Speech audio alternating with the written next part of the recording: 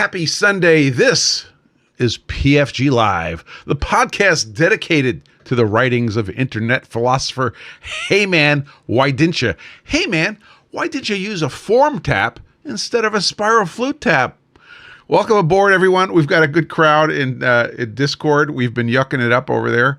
Welcome to Quentin, DBX, Dale, Josh, Russell, Carl Tauber, Evils, Bill Olney, and Orjan. Who did I miss? Did I miss somebody? I don't think I missed anybody. Mr. Carl Tauber reports 82 degrees in Rhode Island. Let's see. Evils reports about 22 degrees centigrade and 56% relative humidity near my plants. It's okay. Josh says in Winnipeg, we have a report from Charlie Yankee Whiskey Golf of 07014 knots, 15-mile visibility, a few clouds at 3,500, overcast at 14,000, temperature 10, altimeter 2996. The remarks are, actually, you got an interesting remark. Pressure falling rapidly. That's not good. Bill Olney from Rome, New York, home of the Air Force Research Labs, says it's 79 degrees and sunny. I have to tell you, in the Windham, New Hampshire right now, it's 82 degrees. It is partly cloudy, but generally sunny, and 34% relative humidity, which is pretty dry. Dale from from Hoth says it's 9 degrees Celsius, up from 0 overnight in Edmonton, Alberta. Welcome aboard. CJ Stevens says it's 85 and sunny in East Tennessee. Welcome aboard, CJ. Yeah, it's really nice out. I went out on the back deck after lunch and before broadcast, and I could only make it 30 minutes out there. It was so sunny and so warm. I'm sure we'll grow into it, and I am not complaining. This is not a complaint, which can only be made by formal prospectus. Welcome aboard, everyone. I predicted we'd have a light crowd today because everybody would be out sunning themselves, but we'll see. We'll see what happens. So last week was Mother's Day. Thank you for your indulgence in allowing me to indulge. I hung out with Mom. Everything was great. The whole family went down, and we had a good time.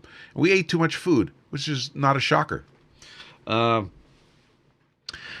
what else? We had a pretty busy day in the shop this week.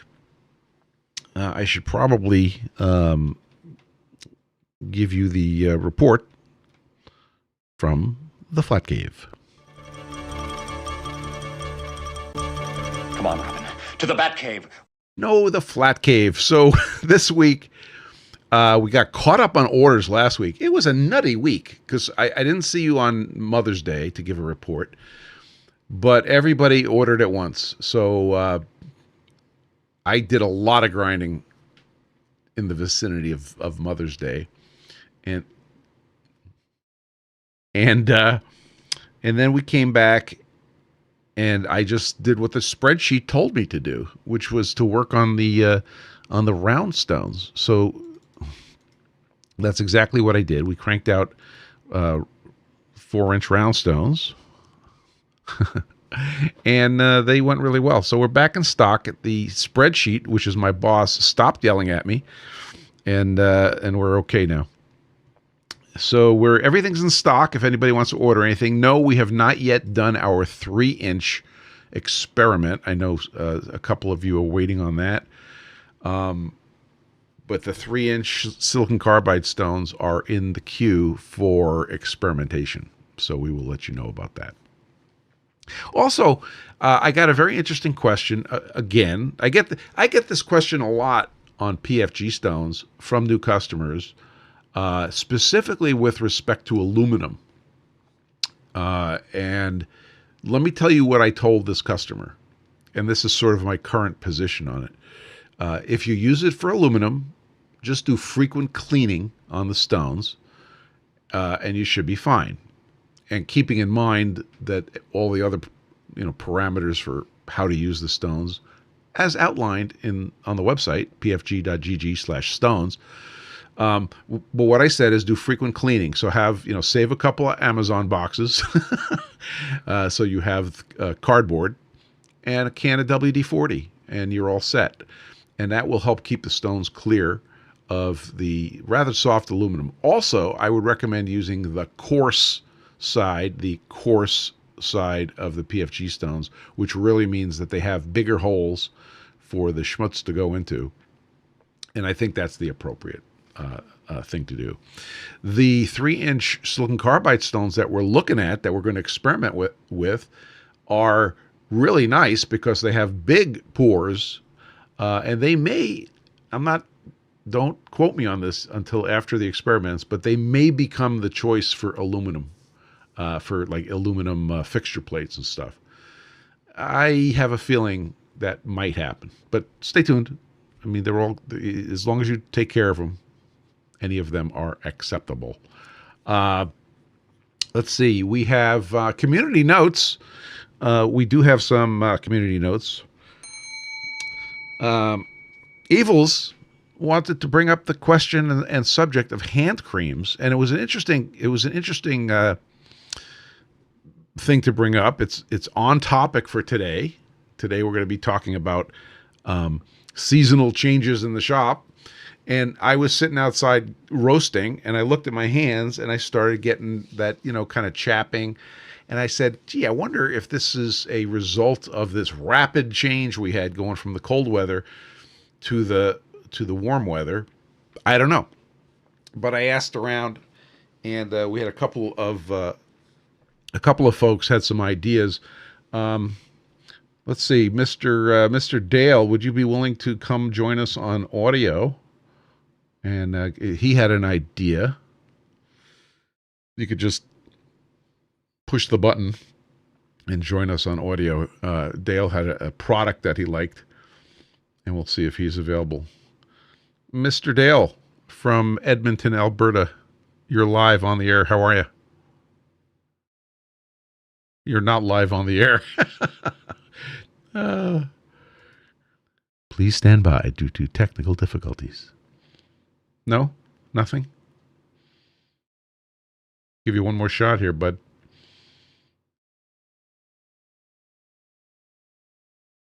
You could do it. It's not working. Okay. Who's going to...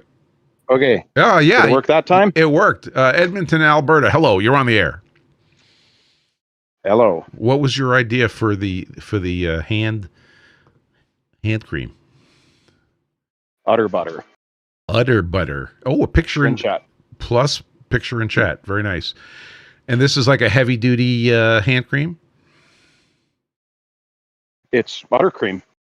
Dairy farmers were using it, realized it worked really awesome. Fantastic. Now people use it. And now people use it. And is it true that... no, I'm not going to go there. Okay. Dale, thank you so much for that recommendation.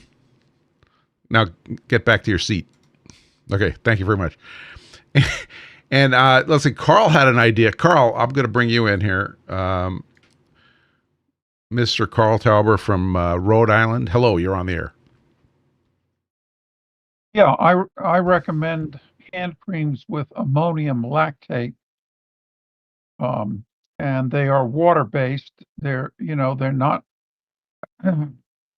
you get sort of a slippy feel when you rub it on, but you can rub it in and not have any greasiness. Okay. And it's also available without perfume, so that if you prefer not smelling like a something that you don't want to smell like, which can go a lot of ways here. I'm just saying.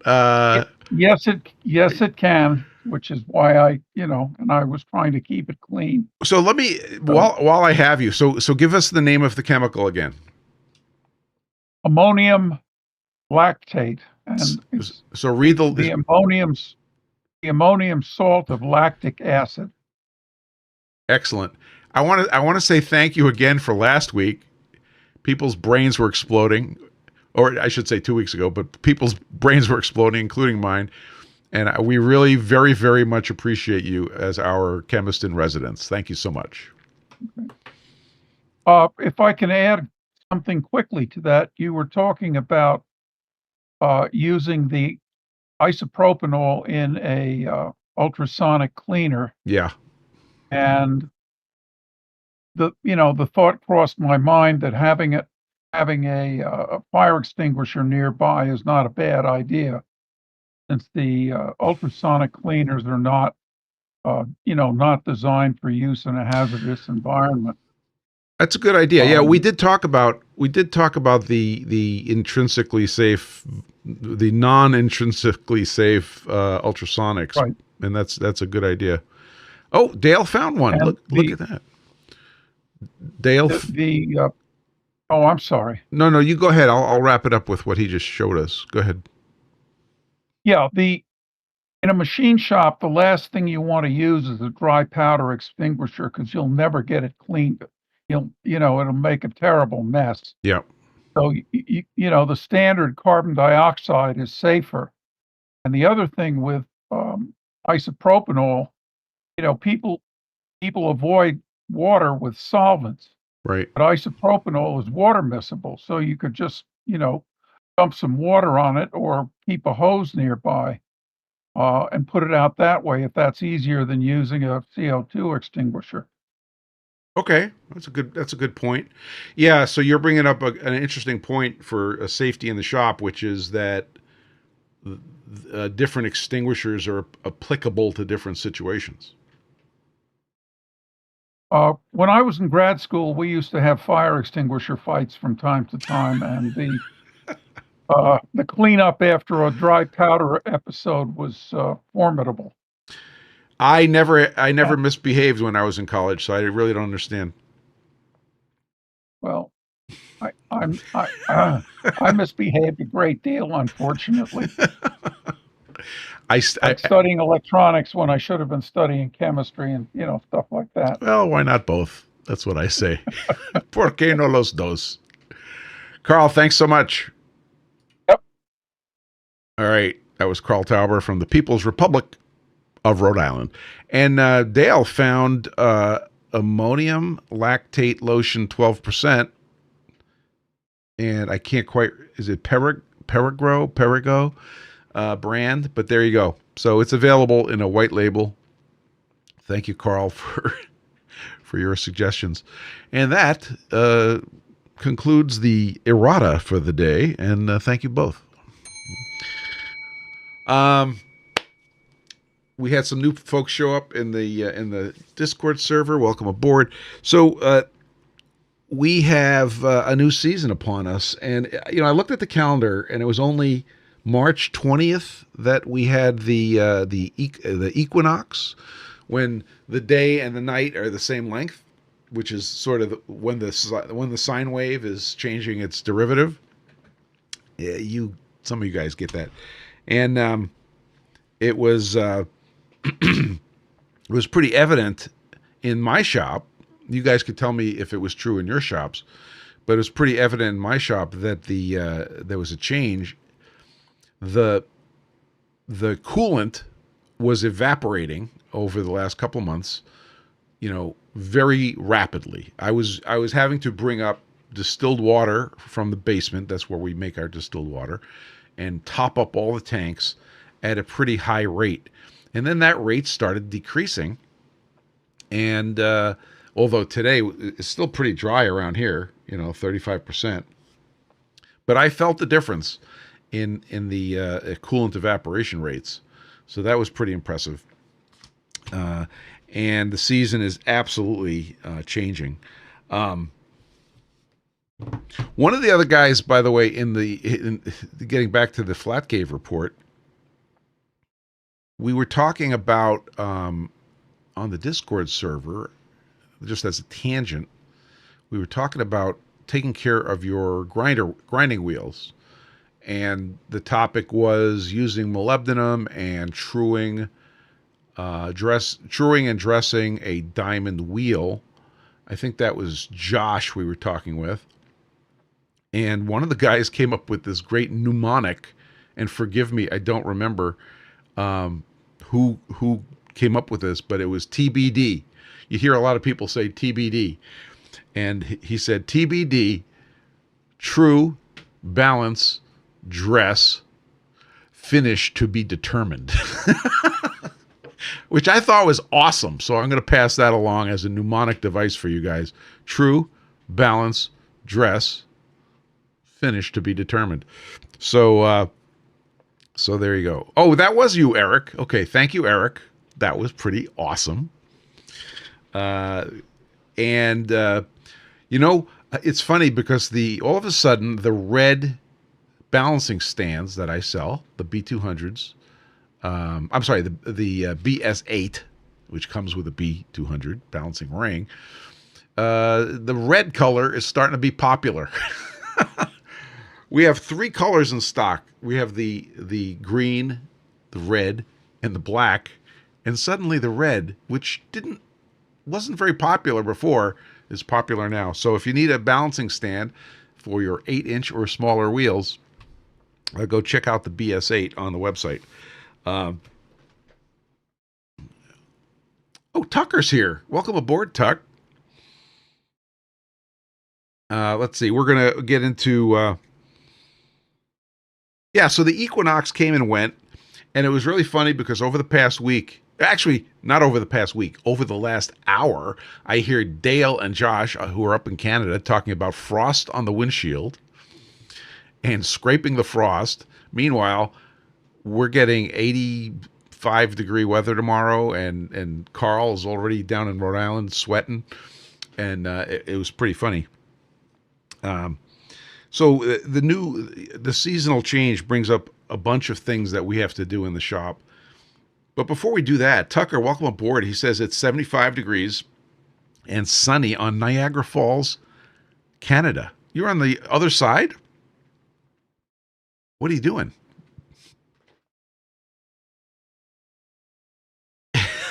Well, I hope you're having fun because that's beautiful on the other side of Niagara Falls. That is pretty nice. Excellent. Understood. Family time. Go have some fun. One of the other places in the shop that we see the seasonal change, and tell me if you guys agree with this, is the compressor. So the air compressor, which works all year, does great work for us in the shop.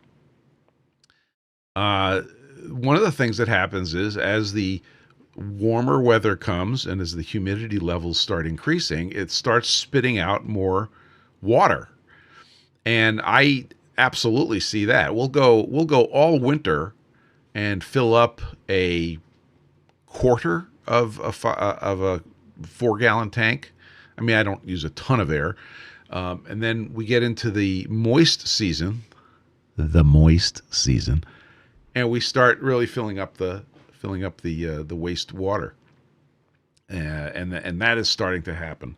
We're starting to see that. So I started doing maintenance items, and one of the items that I had to do, of course, was clean out the air conditioner filters. So not only does the air compressor get some love, but it's kind of automatic. It's spitting out its water. But we check the filters on the air compressor, the air filter intakes. We check the other stuff. I'm on an annual maintenance plan for my Kaiser. So the guys at Able Air come in and they once a year and they do the whole thing. So that's all taken care of. Dale says I have my air intake from the outside on his compressor, and there's almost no water in the winter. Yeah, Dale, up in Edmonton, Alberta, it's like a desert. It's so dry. We hear the stories, and it's amazing. So the compressor is a place where we see seasonal stuff, and really just a once over, vacuum off the air intake filters, and that's pretty much it. There's a sight glass on the compressor, on our compressor. So we have a rotary screw compressor, and there's a sight glass. And if you look into the sight glass, it tells you two things. One thing is the level of the oil, which of course is important, nay, critical. And you want to make sure that your oil level has not gone down, but also the color of the oil. So what happens is if the oil gets very wet, I know that sounds like incongruous, it can get cloudy, and you can see the cloudiness by the color of the oil when you look in the sight glass. And usually that is a function of not running hot enough, but it's also a function of the moisture, in the environment. So one of the things you want to make sure you're doing with the compressor, especially when the moisture comes up, is that you're running it hot enough. So there's two things that we do that make sure that we get it to. Dale says it starts to look like milk. That's a very good analogy. If you start seeing that, run your compressor more. And if you have to, just open a valve somewhere and let it run on, for a while. Our compressor we could actually monitor the temperature of the compressor remotely, locally. I mean, there's a bunch of ways to monitor it, and just get it good and hot. I think they want to see over 160, 107 degrees, 170 degrees F for a while. And then it starts to dry out, and it starts to look like clear oil again. So that's an important thing to do. The same, Dale says, same thing happens to your car engine if you don't drive it long enough to get hot. Again, very important for the oil to be healthy is to get it good and hot on a regular basis. So I do two things in our shop. Number one, we run our coolant cleaning system off of the air. There's an air pump in our coolant cleaning system, and that runs every day for 1 hour. And that sounds like a lot, but honestly, what it does is it gets the compressor hot once a day, and it also keeps the coolant clean. This is specifically in the mill. It's a 42-gallon tank, and I just don't have problems with the coolant. So it's killing two birds with one stone. So that's one way that we keep the compressor running. And of course, the other way we keep the compressor at least used, it's not running a lot, is the low flow air drying system. Now that doesn't use a lot of compressed air, but that uses a little bit of compressed air, and that adds to the load in a good way. One of the things that's hard to optimize is, I could have the coolant cleaning system running on an electric motor, but if I run it on the air motor, then it exercises the compressor even, when I'm not using it every day. And you can make the argument that that's inefficient. Yeah, but it's inefficient, but it keeps the compressor healthy, and I can't live without the compressor. So that was a decision that we made also, and that works for keeping the compressor healthy. Eric says, the guys are having a discussion about the ammonium lactate. I'm glad we started trouble. That was excellent.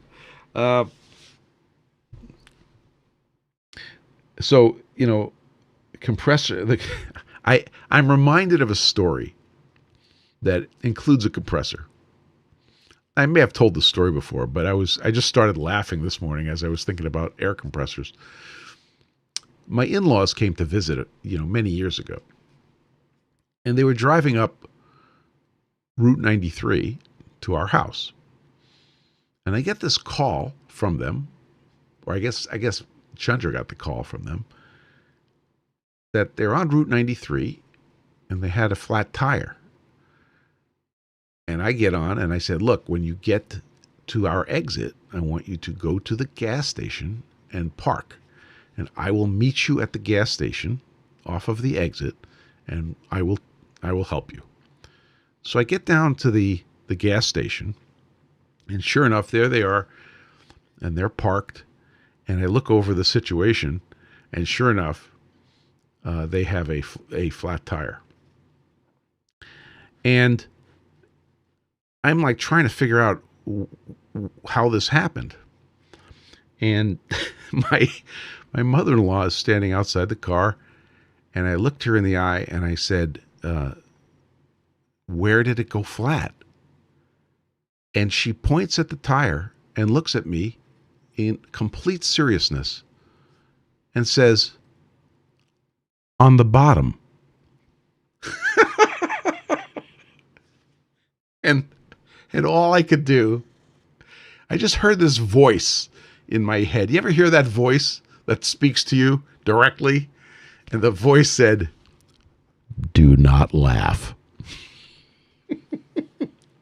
It was the finest line ever recorded in any conversation I've ever had. It was flat on the bottom. True story. So if anybody ever asks you, where did it go flat? The answer is on the bottom. So we go over to this compressor at the gas station, and you have to feed coins into it. And we fed coins into the thing, and we got our compressed air for, 3/4 or whatever it is, and got them up to the house, and we took care of the flat tire. So compressors. Yeah, Josh. Yeah, Josh, I might have triggered you, Josh, because Josh had enough of flat tires recently.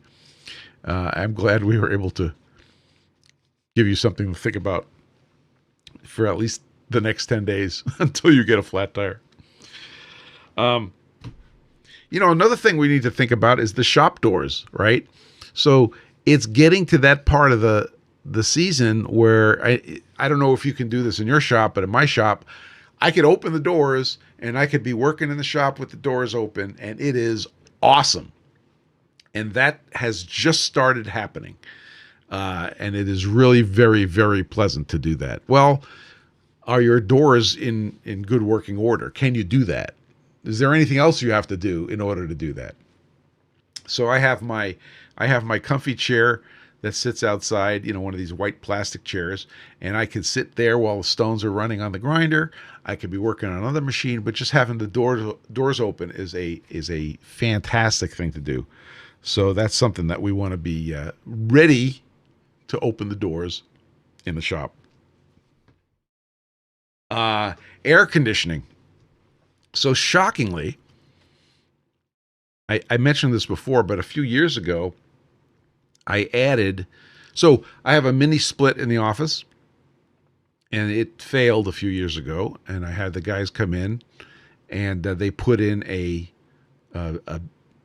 dual head mini split. So one head is right here, and the other head is 10 feet down in the shop.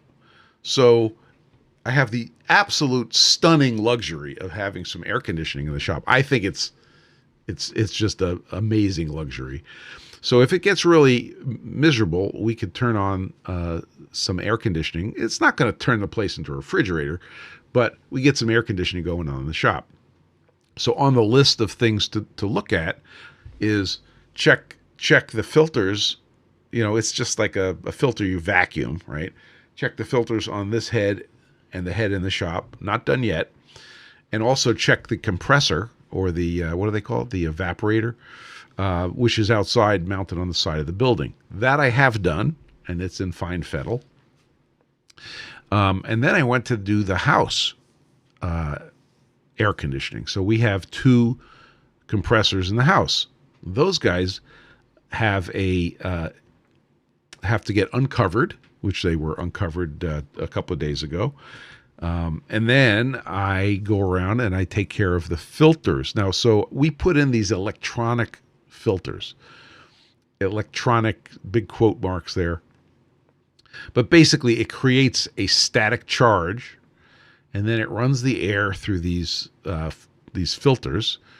And then at the end of the season or the beginning of the next season, you clean them out and you start over again. So I did this day before yesterday, and And I pulled these things out, and I go over to the sink, and there's two of them next to each other. And so one of them will fit in the sink, and I could take and this is down in the basement, right next to the lapping station, and I can blow water through them and clean them out pretty thoroughly. So I do water, and I flip it over. I do more water, and then I have compressed air, right? Because I'm standing about 15 feet from the air compressor. I have compressed air, and I blow these things out.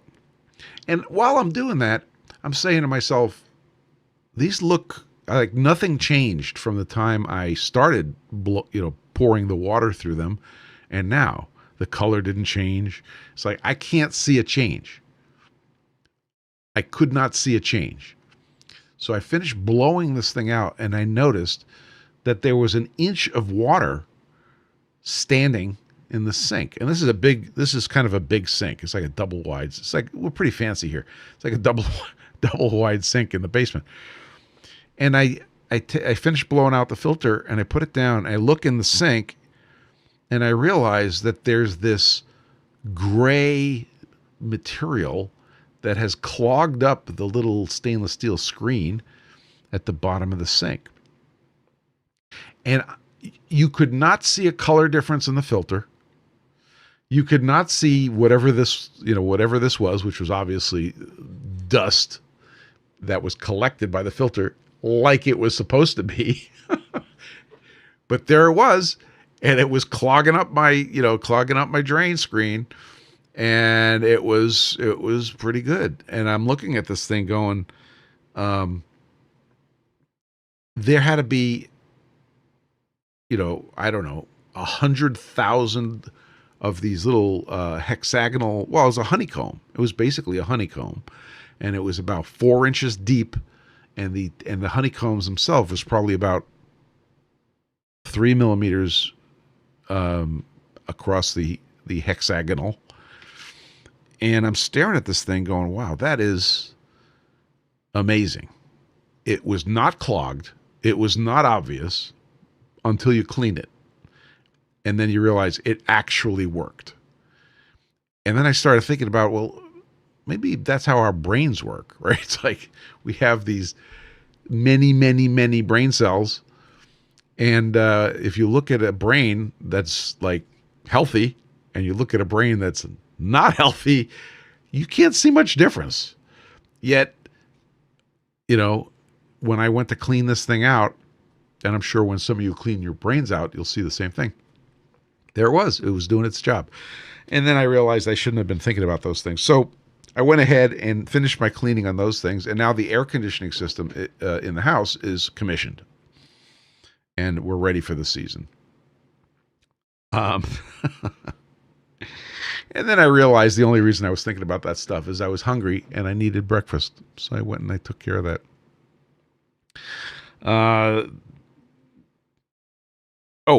The other thing that happens that's interesting, and this is just me talking to you. Don't let this get around. But if you have some material that you need to get rid of, and it's hard to get rid of, Carl says, could it be lint? Is there a leak in your dryer? Dude, there's nothing but leaks around here. It actually looked like lint, but I have to tell you, the particle size, I probably should have saved some, put under the microscope, but I didn't want to do that. It was very fine. It was absurdly fine. And it was getting captured by this electrostatic filter. I was pretty impressed. I think that was the most impressed I've ever been looking at an air conditioning filter. Which I know, right? Not saying much. But the other thing that happens as the weather gets warmer, and this is something that we've talked about before, is if you have a liquid that you want to get rid of, and you have a big flat tray that you could pour the liquid into, it can evaporate. And once the temperature goes up and the sun is shining, this is a way to get rid of some stuff that is otherwise a real pain in the neck to get rid of. So you could think about that. I'm thinking about like dirty isopropyl alcohol. You can evaporate off the alcohol, and you're left with whatever was in it. So if it was a for example, resin, now the alcohol's gone, the resin's left, the sun hits it, it solidifies, and your problem's over.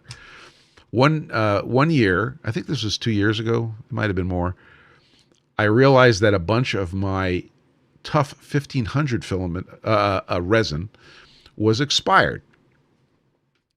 Now, I'm a member of the FormLabs walled garden, right? And I follow the rules. I use all their materials, all their software. I'm not interested in messing around. And I'm on my second or third version of Tough 1500. So the early Tough 1500 was thick and got thicker. So we started having some problems with it, and I realized that some of it was expired and I was not going to screw with it anymore. So I took it outside and I dumped it on a tray in the sunshine. And of course, it was the time of year where I could do that. And you could hear it crackling as it cured in the sun. And this huge lump of Tough 1500 cured in front of my face, sitting there in the hot sun, and then it was a solid. And then all I had to do, I almost kept it as wall art because it looked pretty cool. I didn't. I threw it out. So that's another thing that happens as the sun comes out. We could start maybe processing some of the things that we couldn't process when the sun wasn't out. Yeah. So that's the story on some of the things. What are some of the things that you guys are doing that's different now that the planet is getting around to the other side and we're seeing summer on its way?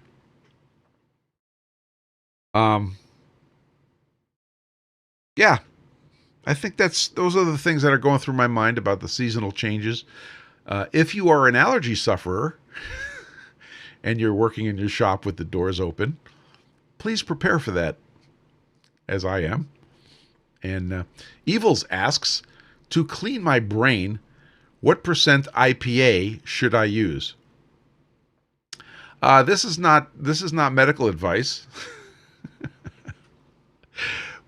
but more is better, if you know what I'm saying. IPA, by the way, in this case, is India Pale Ale, because you shouldn't be drinking isopropyl alcohol. But India Pale Ale, it's up to you, bud, as much as you want. I will not judge.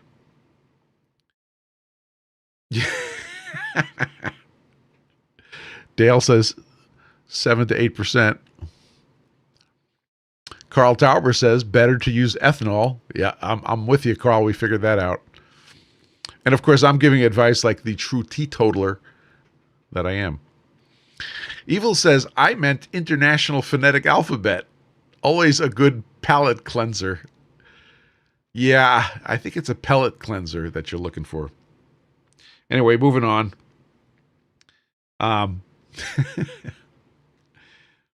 So another thing happened recently, and I want to talk about it. And if you guys have any other random stuff that you want to talk about later, we can do that too. So we've talked about eager interns before, and that's our name for the AI tools that are now being used, both in and out of our respective shops and professions. But a big thing happened in the last couple of weeks, which I think you guys should know about. And if you're not plugged into the serious nerd universe, allow me to have one foot in each bucket and share this with you. And before I do that, let me just say thank you to Unix Carbide, who sent me this T-shirt. And the T-shirt says, "The machine is the mirror. You are the territory." I'll let you guys dwell on that. And as you are no doubt aware, I've landed on using Claude for my AI requirements, and Claude has helped code the Hygromancer project and the clock project that I have been doing. See previous videos. By the way, Hygromancer is working great. Just a quick shout out to the Hygromancer project. We had a problem with the Hygromancer development in that, the Hygromancer is a hygrometer that wakes up every period of time. I use 20 minutes. It could be longer. And it measures the relative humidity, and it shoots that data into a server. That's what you just looked at. And then it decides if it needs to turn on the low flow air drying system. See previous videos.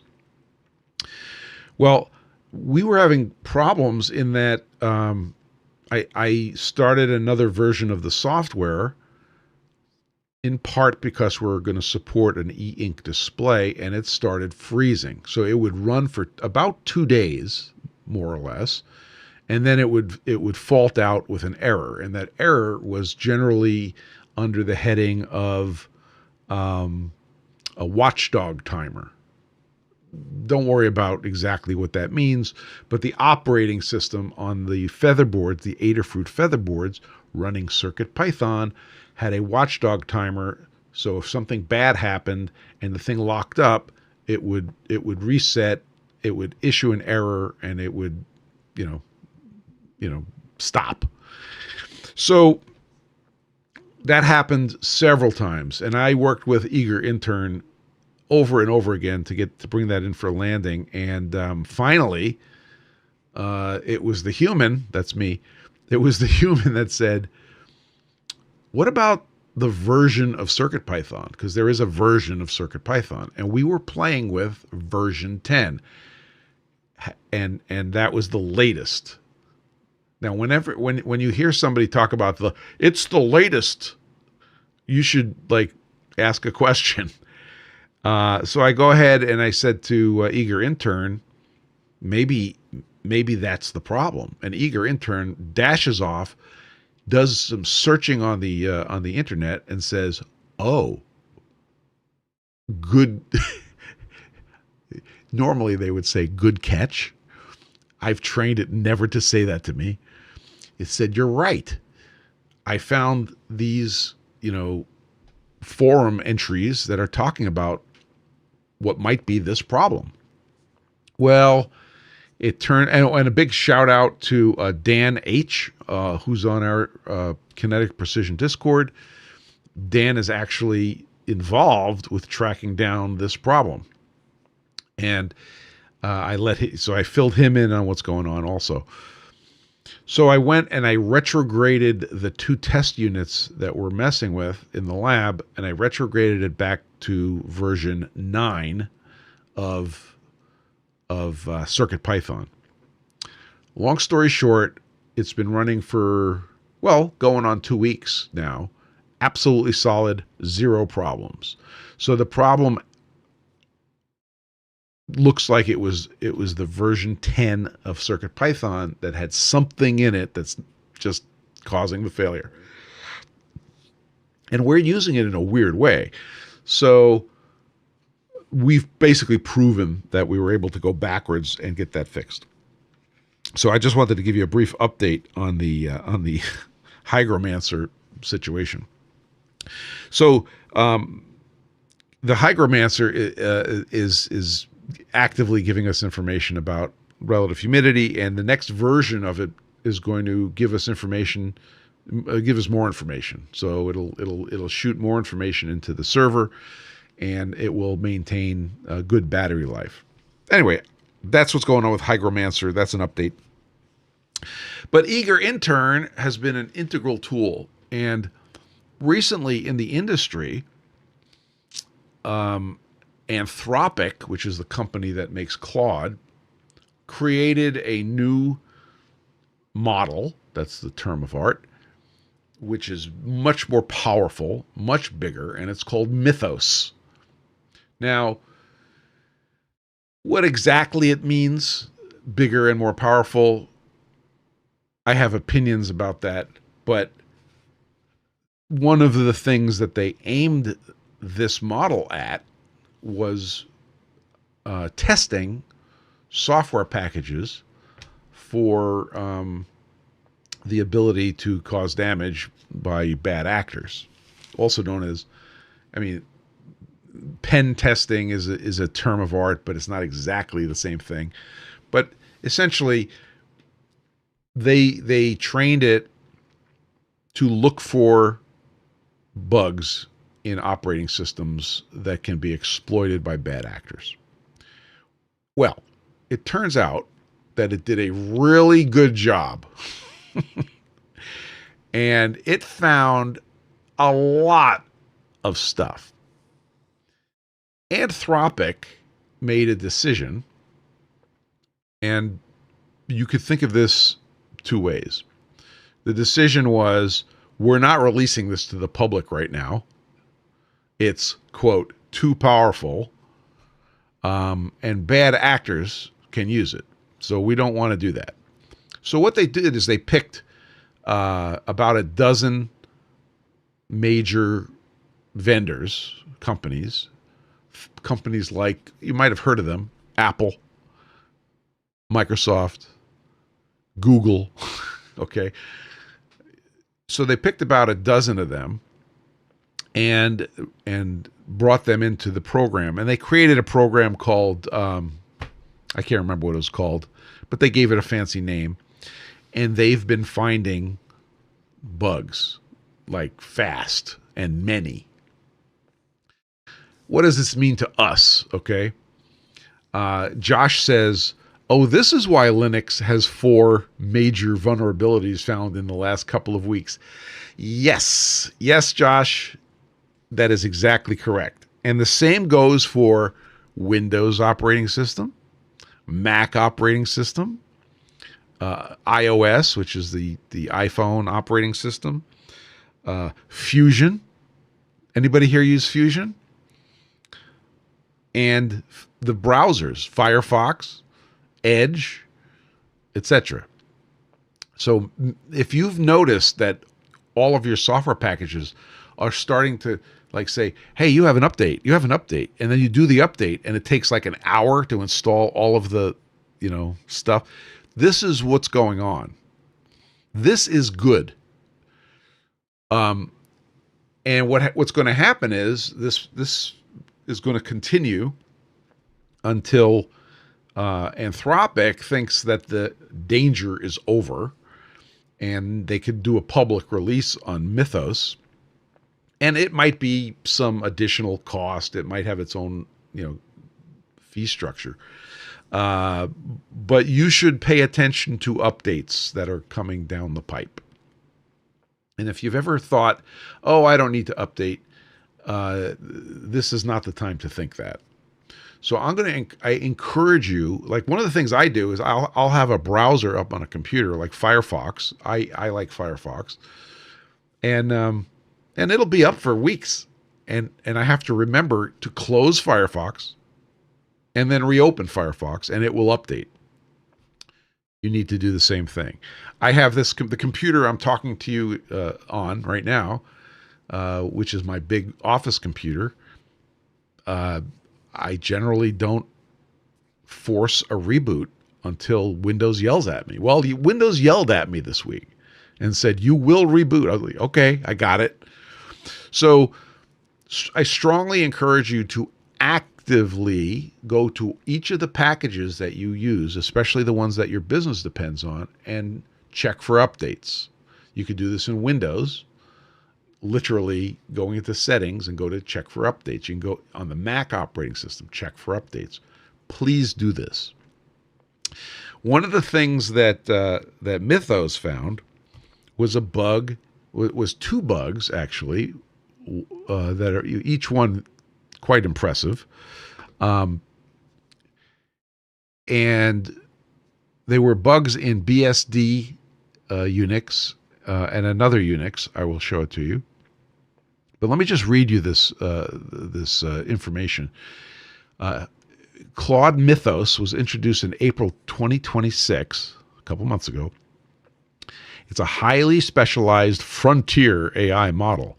Anthropic considers it the most capable vulnerability-finding AI ever built, capable of outpacing all but the most highly skilled human penetration testers. Unlike older models like Claude Opus, which is my workhorse, Mythos can locate a vulnerability, confirm it, and develop working multi-stage exploit code entirely on its own with zero human steering after the initial prompt. The cybersecurity community and Unix Linux veterans were stunned by the model's ability to expose deeply hidden flaws in operating systems renowned for rigorous security auditing. A few of its notable findings include, and these are the two biggies, the OpenBSD flaw. OpenBSD is considered one of the most secure operating systems, available, and it found a flaw in the TCP stack of OpenBSD that has been hiding in the code base for 27 years. And then there's another version called FreeBSD, and the AI automatically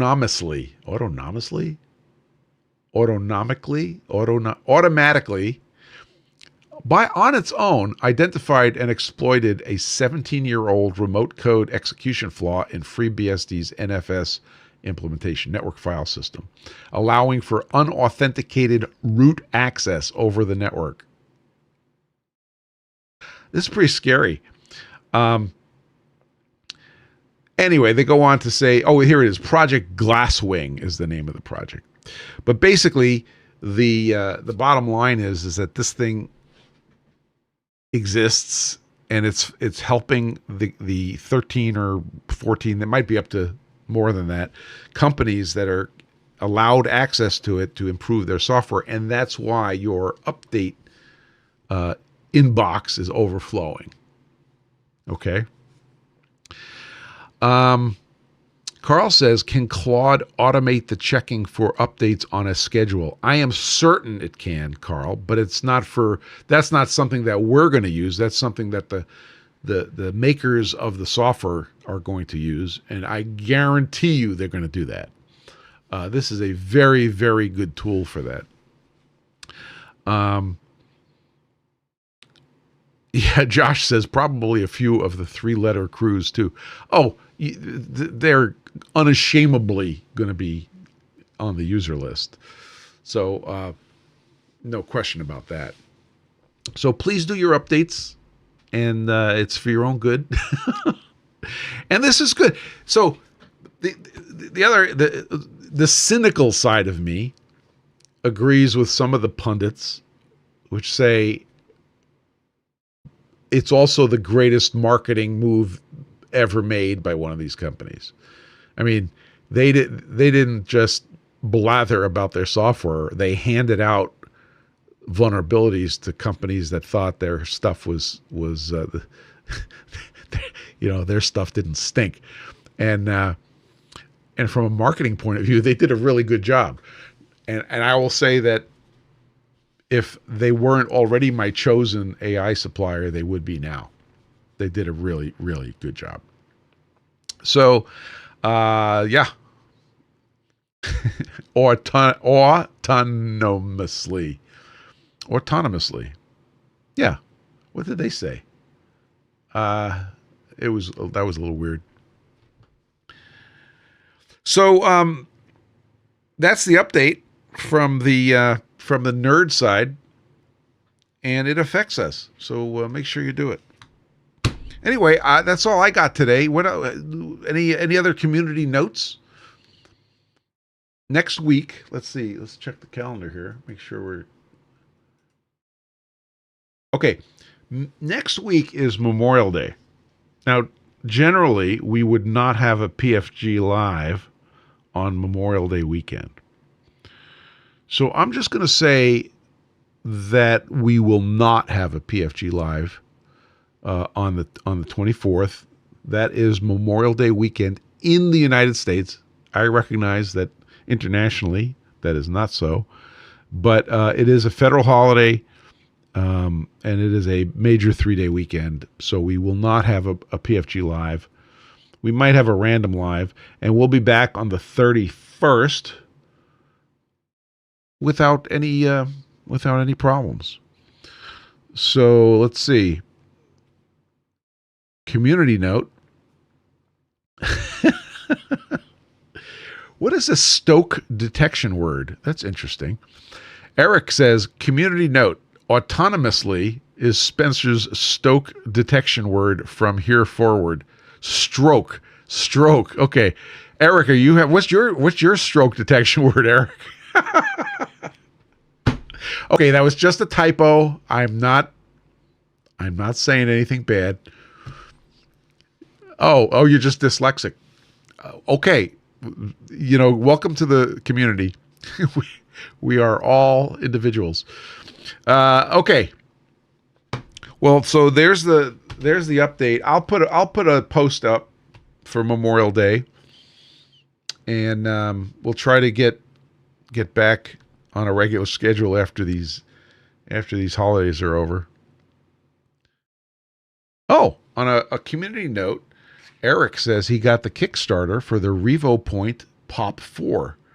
Do you want to come on audio and tell us about it? Because I'm not sure I'm familiar with it. Let's hear about it. I actually have.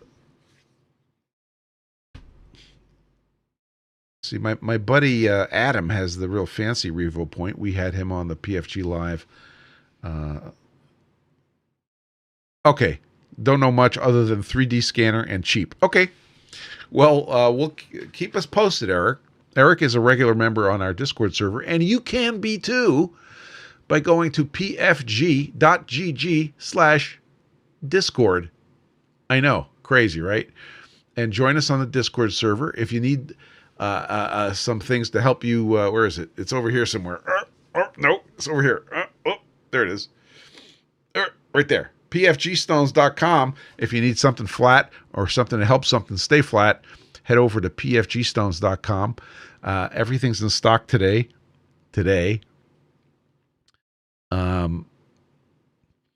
Eric says the big selling point is they have some AI-based mesh tools. It says AI. Must be good. Okay. Any other community notes? We'll wrap it up and get back to it.